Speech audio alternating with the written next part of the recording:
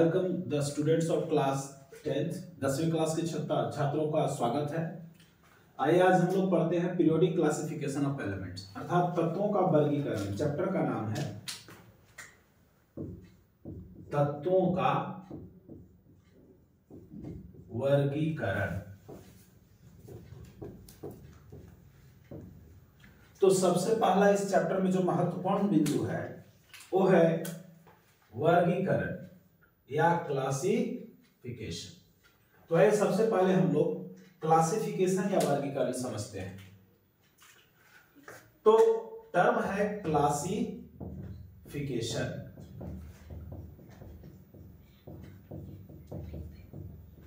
इसको हिंदी में कह रहे हैं वर्गीकरण। तो क्लासिफिकेशन या वर्गीकरण का मतलब होता है कि कुछ वस्तुओं को छोटे छोटे समूहों में बांटना। बहुत सारे वस्तुएं होंगे या जीव जंतु होंगे या फिर कोई भी चीज होगा जिसको छोटे छोटे समूह में अगर हम बांट रहे हैं तो वर्गीकरण कहलाएगा। तो वर्गीकरण का सिंपल मीनिंग जो है, सिंपल मीनिंग है dividing into groups. Dividing into groups अर्थात समूहों में बांटना।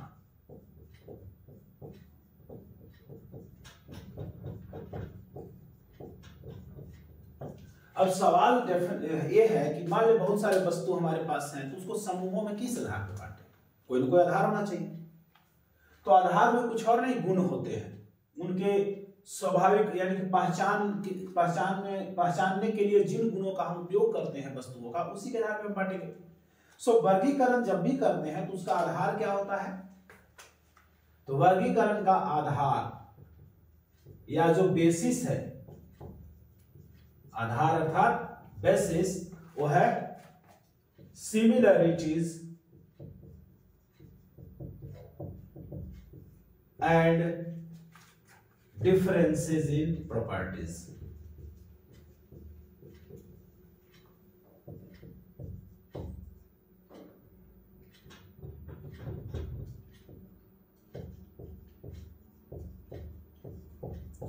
अर्थात चीजों को, वस्तुओं को, ऑब्जेक्ट्स को हम क्या करते हैं? उनके सिमिलरिटीज एंड डिफरेंसेस यानी कि समानता एवं विभिन्नता के गुणों में जो समानता होगी या विभिन्नता होगी उसके आधार पे हम उन्हें छोटे छोटे समूह में बांटेंगे। और डेफिनेट या निश्चित बात यह है कि अगर समानता होगी तो एक ग्रुप में जाएगा और अगर डिफरेंसेस हो गए तो दो अलग अलग ग्रुप बनेंगे। तो समानता एवं विभिन्नता के आधार पे गुणों में हम क्या करेंगे? वस्तुओं को अलग अलग समूहों में बांटते हैं। दैट इज कॉल्ड वर्गीकरण। सो वर्गीकरण को अगर परिभाषित करने की बात हुई तो हम एक लाइन में कह सकते हैं dividing objects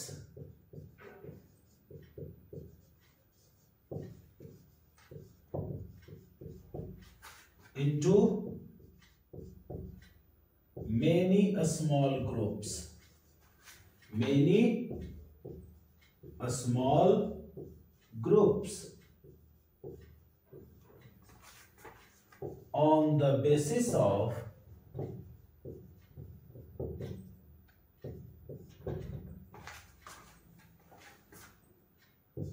similarities and differences in their properties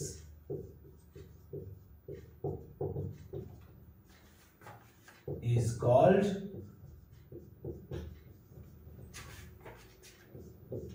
classification।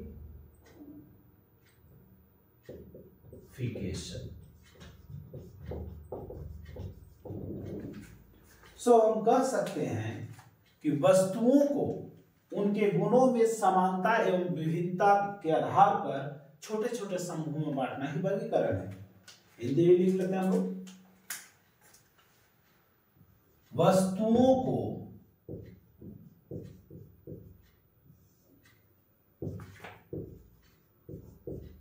उनके गुणों में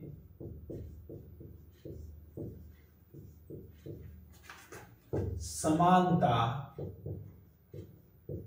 एवं विभिन्नता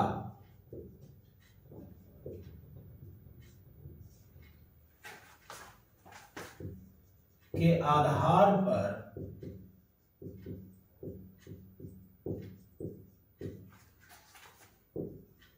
छोटे छोटे समूहों में विभाजित करना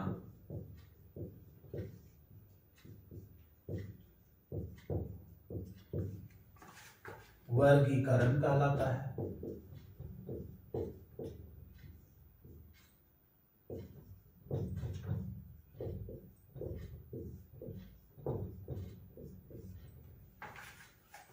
जैसे मान लिया जाए पत्थर है और हम लोग हैं, पत्थर सजीव है, हम लोग निर्जीव हैं, दो समूह में बट गया। ये वर्गीकरण जो हमने किया किस आधार पे किया? जीवन के उपस्थिति और अनुपस्थिति के आधार पे। पत्थर में जीवन अनुपस्थित नहीं है तो निर्जीव हो गया, और हम लोग में चूंकि जीवन उपस्थित है इसलिए सजीव हो गए। तो एक आधार होगा बांटने का। इसी आधार पे हम क्या करेंगे, तत्वों को भी कुछ ऐसे ही आधार पर हम लोग बांटते हैं।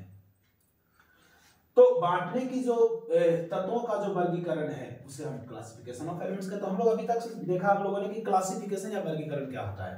वर्गीकरण अर्थात डिवाइड करना, वस्तुओं को डिवाइड करना उनके गुणों में समानता एवं विविधता के आधार पर। ऐसा ही हम लोग तत्वों के साथ करेंगे तो तत्वों का वर्गीकरण हो जाएगा। अर्थात तत्वों को अगर हम छोटे छोटे समूहों में उनके गुणों में समानता एवं विविधता के आधार पर बांटते हैं तो तत्वों का वर्गीकरण कहलाएगा। सो आइए हम लोग तत्वों के वर्गीकरण को परिभाषित करने की कोशिश करते हैं।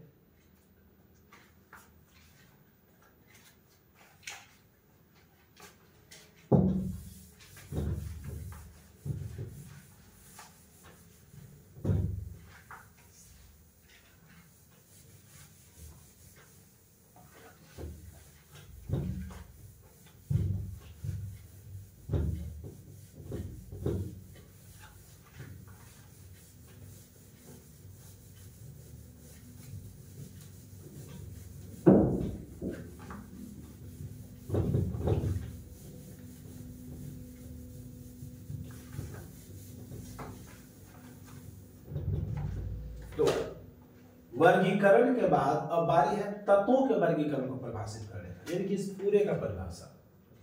तो तत्वों का वर्गीकरण का मतलब हो गया डिवाइडिंग एलिमेंट्स। तत्व यानी elements.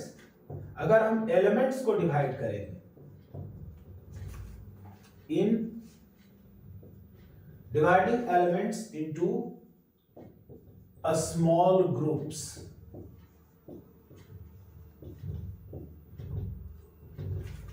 on the basis of, basis वही रहेगा, similarities and differences।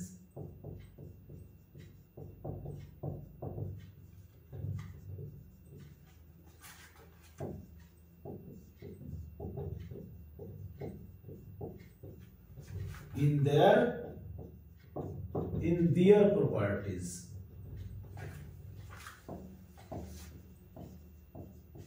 इसको हम कहेंगे classification of element is called classification of elements.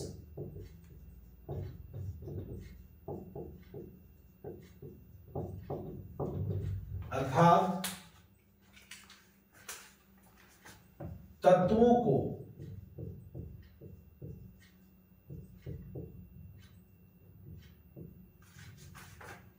उनके गुणों में समानता एवं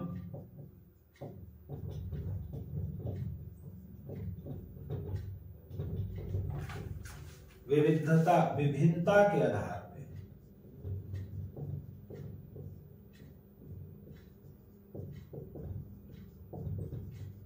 पर छोटे छोटे समूहों में विभाजन।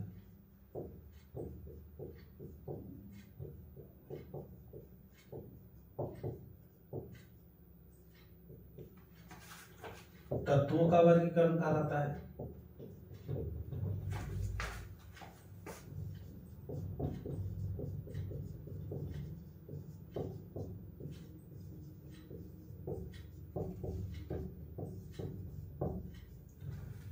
अर्थात यहाँ पर वर्गीकरण मतलब होता है छोटे छोटे समूहों में बांटना। अगर हम तत्वों को वर्गीकृत करेंगे तो तत्वों का वर्गीकरण कहलाएगा। अगर जंतुओं का जीवों का वर्गीकरण करेंगे तो जीवों का वर्गीकरण कहलाएगा। जिसका हम समूहित करेंगे छोटे छोटे समूहों में उसका वर्गीकरण हो जाएगा। चूंकि तत्व को हम समूहित कर रहे हैं तो तत्वों का वर्गीकरण होगा। आधार वही होगा, similarity and differences in their properties. Most crucial point, सबसे इंपॉर्टेंट है डिफिनीशन का दो पार्ट। पहला है कि similarity and differences in their properties, और इससे पहले क्या है, स्मॉल ग्रुप्स में डिवीजन इनटू स्मॉल ग्रुप्स।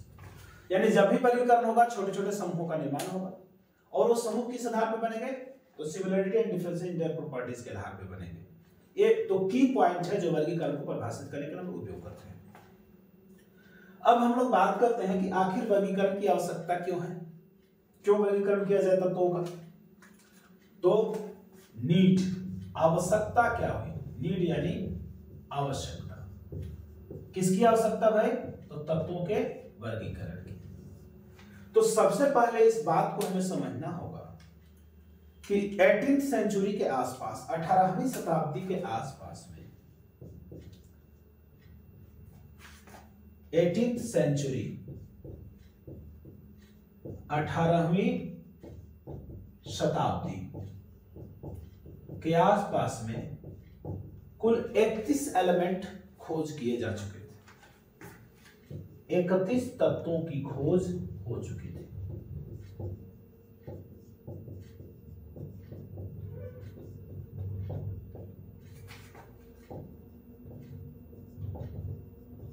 यानी हम लोग 31 एलिमेंट्स के बारे में जानते थे। 1865 ईस्वी आते आते, यानी एडी, ईस्वी यानी एडी आते आते ये तत्वों की संख्या जो है 65 हो गई।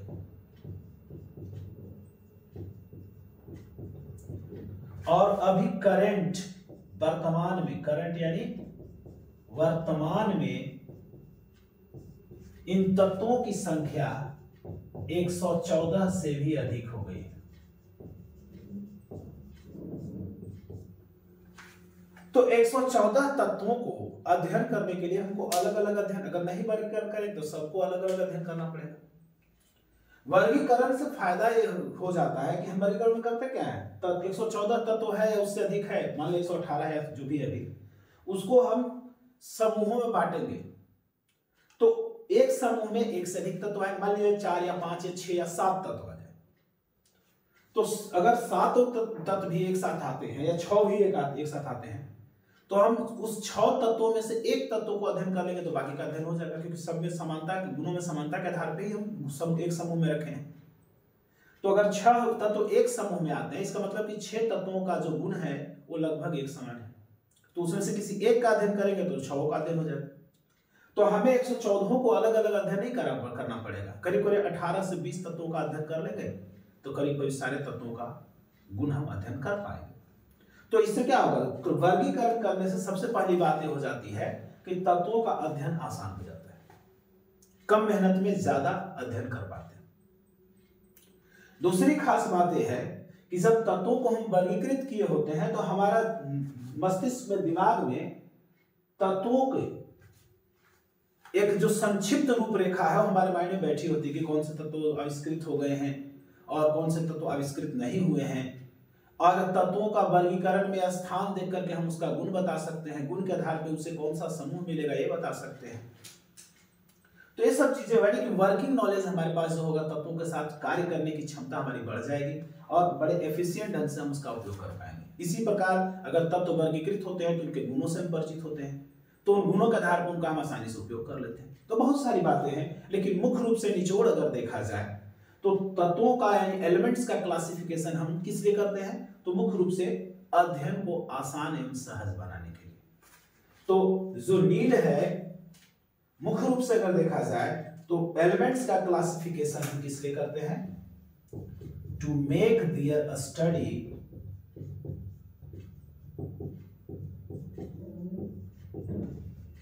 इजी एंड कन्वीनियंट, अर्थात आसान एवं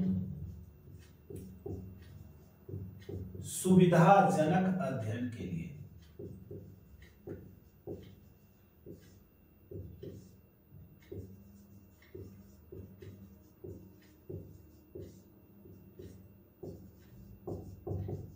तत्वों को वर्गीकृत किया जाता है। तो आसान एवं सुविधाजनक अध्ययन करना है तत्वों का, तो तत्वों का वर्गीकरण आवश्यक है। तो ये मुख्य रीजन है तत्वों को वर्गीकृत, मुख्य कारण है तत्वों को वर्गीकृत करने के पीछे। तो आइए अब हम लोग वर्गीकरण के इतिहास में क्या क्या हुआ, कैसे कैसे वर्गीकरण हुआ, शुरुआत कहां से हुई और लेटेस्ट क्लासिफिकेशन अभी वर्तमान में कौन सा वर्गीकरण चल रहा है, इन सब बातों पर हम चर्चा करेंगे धीरे धीरे।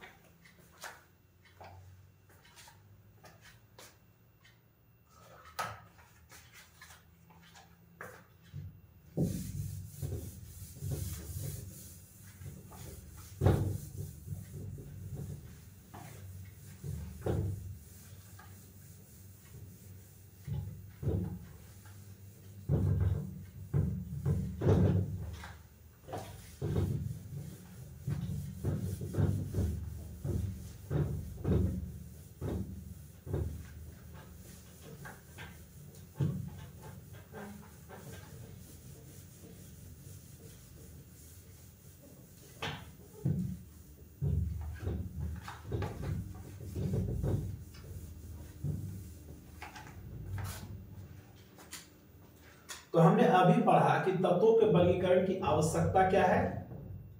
तो आवश्यकता थी किसके लिए, तत्वों के आसान एवं सुविधाजनक अध्ययन के लिए।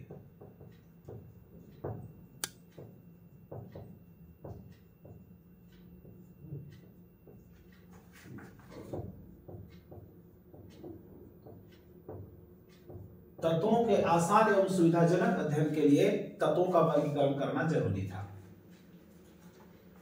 तो ये तो मुख्य कारण हुआ वर्गीकरण करने के पीछे। अब सवाल उठता है कि तत्वों के वर्गीकरण का इतिहास क्या है, इतिहास यानी हिस्ट्री।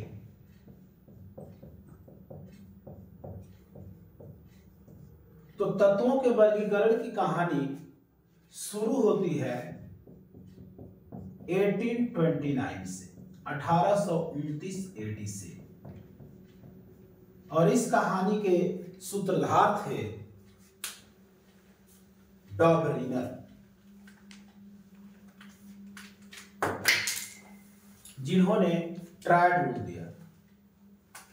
तो शुरुआत करने वाले व्यक्ति का नाम था डॉबरिनर।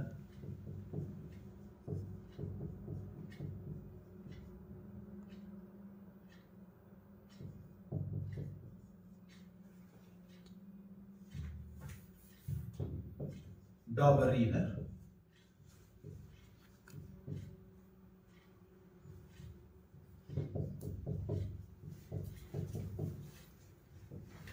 डॉबरिनर डॉबरिनर इन्होंने दिया तिर्यक का नियम।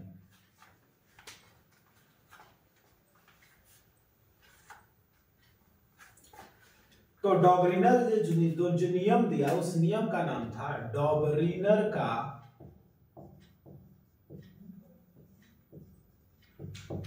तिर्यक नियम।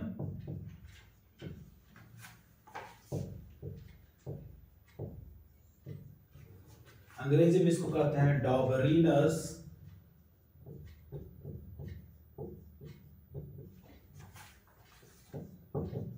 Triad rule. तो इसमें एक शब्द है तिर्यक या ट्रायड। क्या होता है? तो सबसे पहले ट्रायड का मतलब समझते हैं। ट्रायड अर्थात तिर्यक। तो तिर्यक का मतलब होता है ग्रुप ऑफ 3 एलिमेंट्स, 3 तत्वों का समूह, 3 तत्वों का समूह।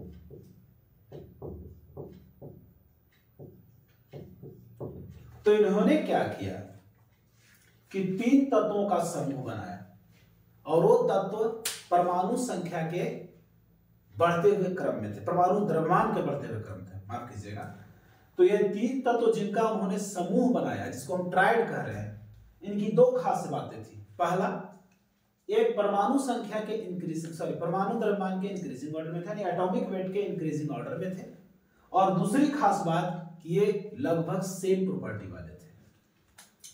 तो इन्होंने कहा या इन्होंने देखा कि जब हम 3 तत्वों को उनके परमाणु द्रव्यमान के बढ़ते हुए क्रम में सजाते हैं, ग्रुपिंग करते हैं, और ऐसे तत्व जिनका प्रॉपर्टी लगभग एक समान है, तो इन्होंने देखा कि किनारे वाले 2 तत्वों के परमाणु भार का जो औसत है बीच के तत्व के परमाणु भार के बराबर होता है। सो he proposed that when 3 elements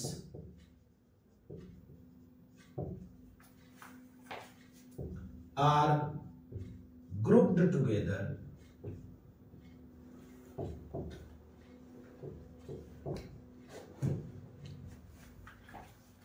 in increasing order of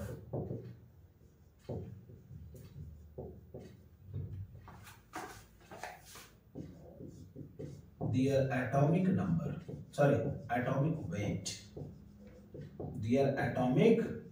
weight और मास, जिसको हम लोग ट्रायड कह रहे हैं, in the form of triad, then the average of the atomic masses of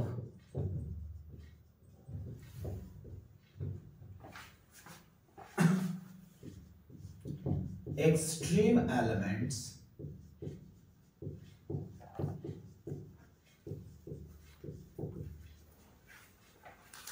is either equal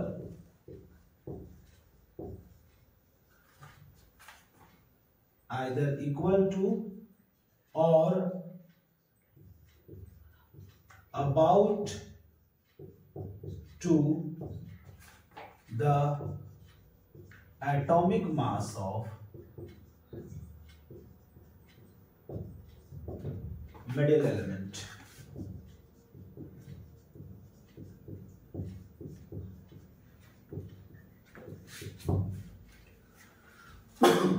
माफ कीजिएगा।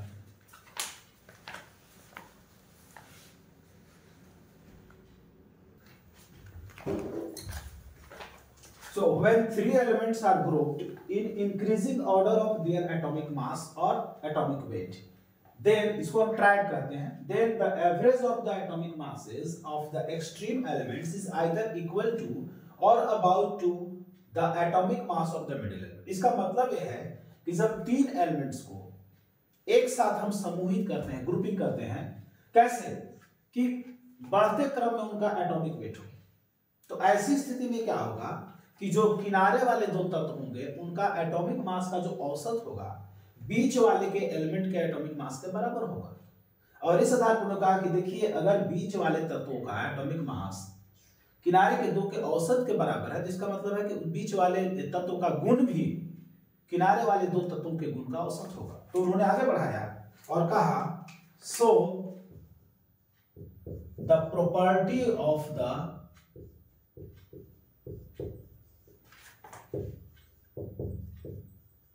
middle element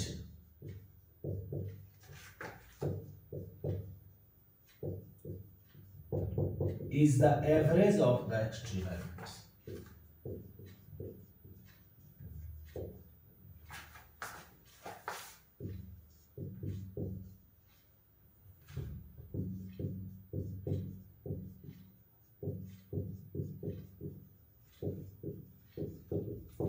इस आधार पर उन्होंने कहा कि चूंकि हम ग्रुपिंग कर रहे हैं, देख रहे हैं कि दो किनारे वाले जो तत्व है उनका एटॉमिक मास जो औसत है बीच वाले के एटॉमिक मास के बराबर है। इसका मतलब बीच वाले का जो तत्व है उसका गुण भी किनारे वाले तत्वों का औसत होगा। इस आधार पर उन्होंने कुछ एग्जाम्पल भी दिए, जैसे हम कुछ एग्जाम्पल देखते हैं।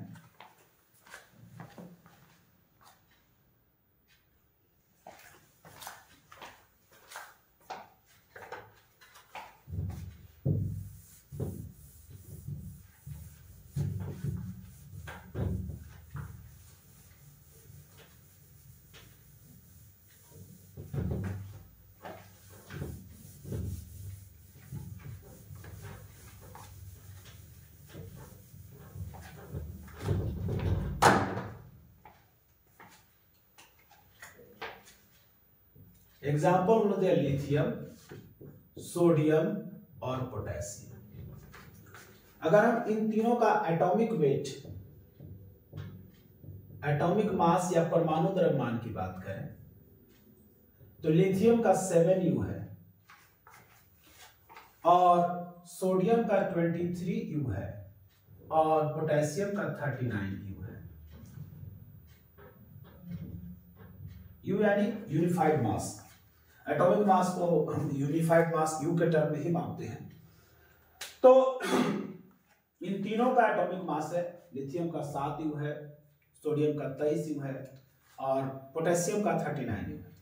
तो चलिए थोड़ा औसत हम लोग निकालते हैं किनारे वाले। किनारे वाले दो तत्व कौन से हो गए? लिथियम हो गया और पोटेशियम हो गया। तो इन दो किनारे वाले तत्वों का एवरेज एटॉमिक वेट कितना होगा? तो एवरेज को हम ए भी लिखते हैं शॉर्ट में, एवरेज यानी औसत। Average atomic mass of extreme यानी किनारे वाले एलिमेंट्स, बिल्कुल किनारे वाले जो एलिमेंट्स हैं उनके परमाणु द्रव्यमान का औसत कितना होगा? तो औसत निकालने के लिए दोनों को जोड़ेंगे और 2 से भाग दे देंगे। 2 चीज जोड़ रहे हैं तो 2 से भाग पड़ेगा, 3 चीज जोड़ते हैं तो 3 से भाग पड़ता है। तो यहाँ पे 2 जोड़ रहे हैं, लिथियम का और पोटेशियम का। लिथियम का है 7U और पोटेशियम का है 39U और 2 से भाग देंगे, कितना आ जाएगा? 46U by 2 भाग देंगे तो आ जाएगा 23U। और हम देख पा रहे हैं कि 23U औसत है और इतना ही सोडियम का एटॉमिक वेट भी है। तो इसका मतलब है ये किसके बराबर हो गया? एटॉमिक वेट ऑफ सोडियम, जो कि मिडिल एलिमेंट है, बीच में एलिमेंट, स्ट्राइड का बीच वाला एलिमेंट है।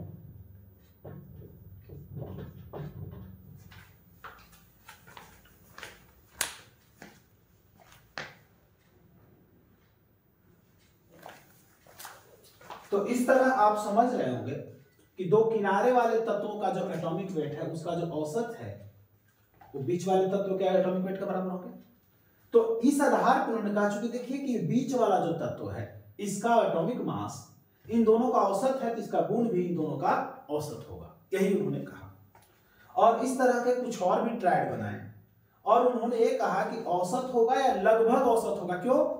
क्योंकि या तो औसत बराबर होता है एटॉमिक वेट दोनों के औसत का, या लगभग बराबर होता है। अगर बराबर होता है तो दोनों का प्रॉपर्टी औसत हो गया और अगर लगभग है तो लगभग औसत होगा, यही बात उन्होंने कहा। तो आइए कुछ और एग्जांपल भी हम देखने का प्रयास करते हैं।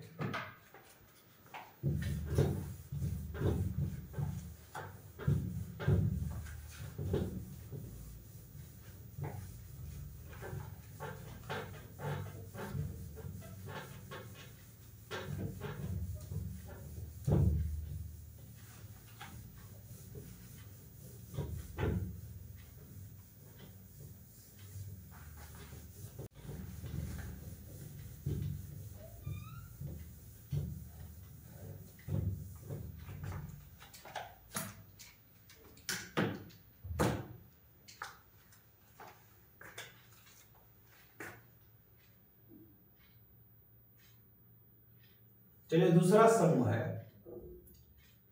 कैल्शियम, स्ट्रोंशियम और बेरियम। कैल्शियम, स्ट्रोंशियम और बेरियम। कैल्शियम का एटॉमिक वेट इन तीनों का देख लेते हैं। कैल्शियम का एटॉमिक वेट है 40U,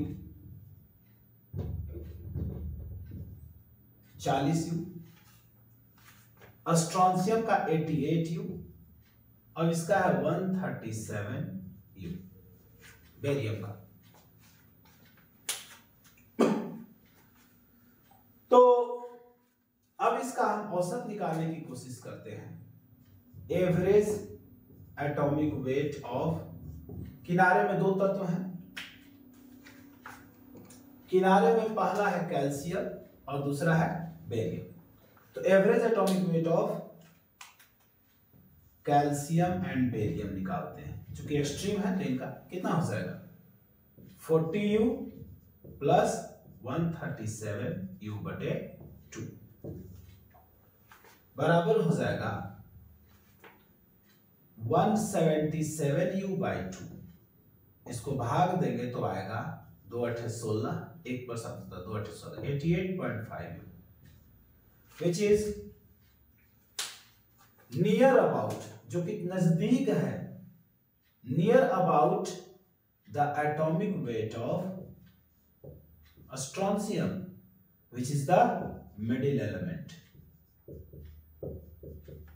तो मिडिल एलिमेंट के लगभग नजदीक हो गया और एक एक्सट्रीम एलिमेंट था ये दोनों।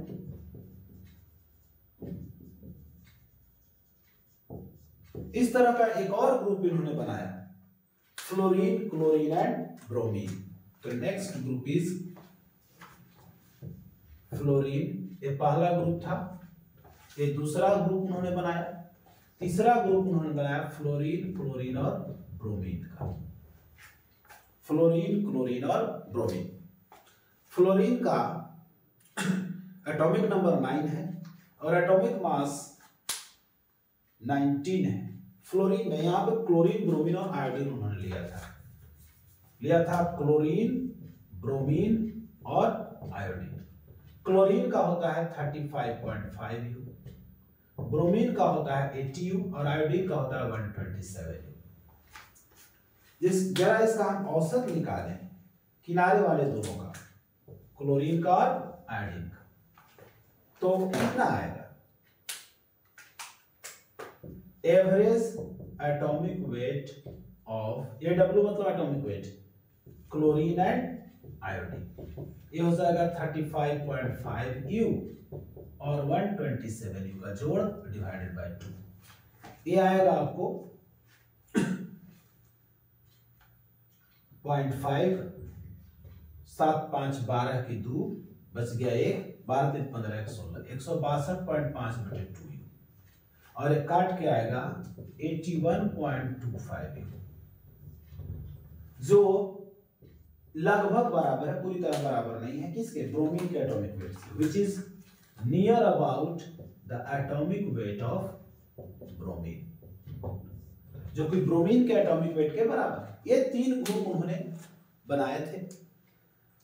तो बहुत सारे ग्रुप उन्होंने बनाए सक्सेसफुली उस समय, करीब करीब की बात है 1829 की, जिस समय करीब करीब कितने एलिमेंट्स, 31 एलिमेंट्स के आसपास नोन थे।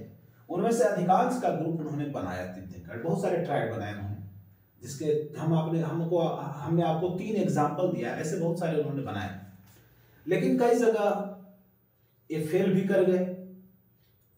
तो इनके गुण की बात करेंगे, यानी कि इन्होंने जो क्लासिफिकेशन दिया, इनके क्या गुण थे और किन अवगुणों के कारण, किन कमियों के कारण इनके क्लासिफिकेशन या वर्गीकरण को रिजेक्ट कर दिया गया, अस्वीकार कर दिया गया। आइए उस पर हम बात करते हैं।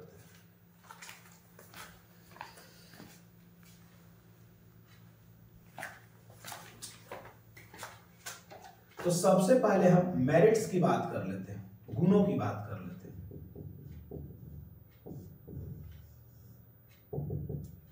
तो मेरिट्स की बात करें अगर, तो सबसे पहली बात यह है कि ये पहले व्यक्ति थे जिन्होंने तत्वों के गुणों को उनके परमाणु भार से जोड़ा, एटॉमिक वेट से जोड़ा। तो पहला चीज ये है, he was first to relate properties of elements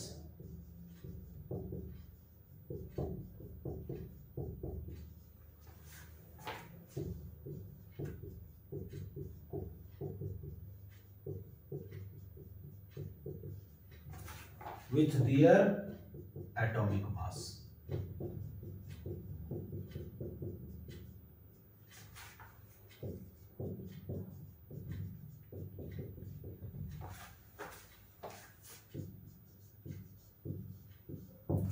ये पहले व्यक्ति थे जिन्होंने तत्वों के गुणों को, प्रॉपर्टीज ऑफ एलिमेंट्स को रिलेट किया किससे? एटॉमिक मास से या वेट से। और दूसरी खास बात इनकी थी कि ये बहुत सारे ट्रायड बनाने में सफल रहे, maximum. He successfully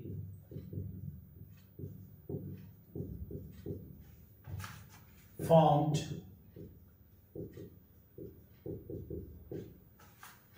triads of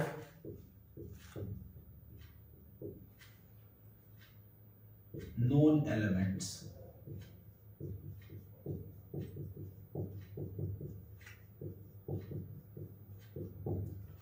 उस समय जो जानकारी में तत्व थे उसमें से अधिकांश का उन्होंने क्या कर लिया?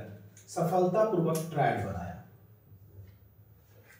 ये दो गुण थे उनके। तो आइए डिमेरिट्स की बात करते हैं।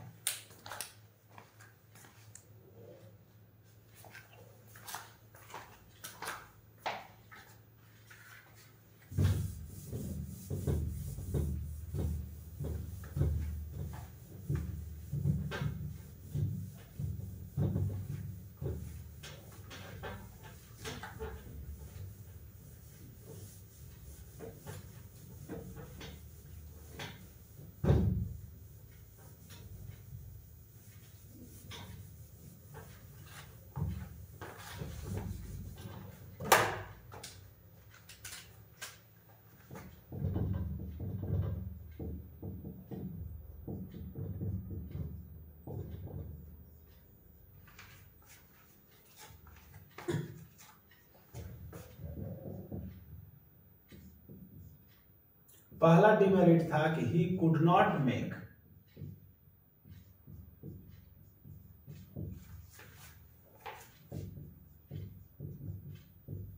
triad of all known elements.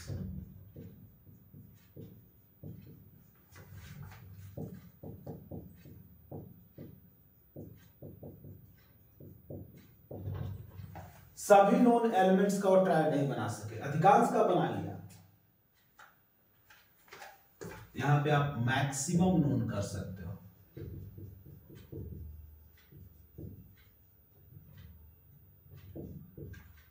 Maximum known elements का ट्रायड उन्होंने बनाया, लेकिन सभी का नहीं बना सके, पहली बात। दूसरी बात, मैक्सिमम ने अधिकांश, उस समय जितने भी तत्व जानकारी में थे उनमें से अधिकांश का ट्रायड उन्होंने बनाया, लेकिन सबका नहीं बन सका। दूसरी बात कि ट्रायड रूल सेम ग्रुप में भी फेल कर गया। Triad rule failed even in the same group.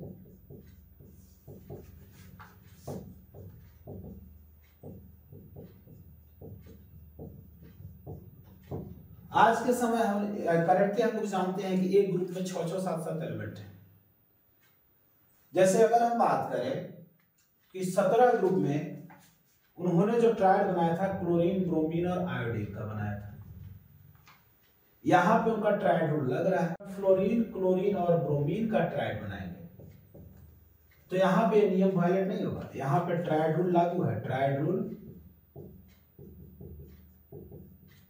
यहां पे ट्रायड रूल काम करता है और यहां पे ट्रायड रूल वायलेट कर जाता है, नहीं काम करता। आप देख सकते हैं फ्लोरीन का होता है 19, क्लोरीन का होता है 35.5 और इसका 80। 19 और 80 का जब हम एवरेज लेंगे 99/2, ये आएगा आपको 2 चौके 8 49.5 ही आएगा, जो कि है कितना 35। बहुत अंतर है। तो यहां पर ट्राइडोल फेल कर गया, यहां पर ट्राइडोल लग रहा है, यानी कि एक ही ग्रुप में ट्राइडोल लग रहा है और उसमें नहीं भी लग रहा है। यहाँ पे लग इस केस में लग रहा है, इस केस में नहीं लग रहा है। सो सेम ग्रुप में भी ट्राइडोल फेल कर गया। और तो ट्राइडोल फेल कर गया किसमें? सेम ग्रुप में फेल कर गया। इसके अलावा ट्राइडोल सबका ट्राइड नहीं बन सका। इन दोनों के आधार पे इनका जो इन दोनों कमियों के आधार पे एक बेटर क्लासिफिकेशन का सर्च किया गया और इनके क्लासिफिकेशन वर्गीकरण के नियम को रिजेक्ट कर दिया गया, डिस्कार्ड कर दिया गया। लेकिन नहीं, अगर ठीक है आपने बनाया है, गुण तो सही है, लेकिन बहुत सारे इसमें कमियां हैं जिसके कारण हम इसको कंटिन्यू नहीं कर सकते। तो इस तरह से उनके वर्गीकरण को रिजेक्ट कर दिया गया। और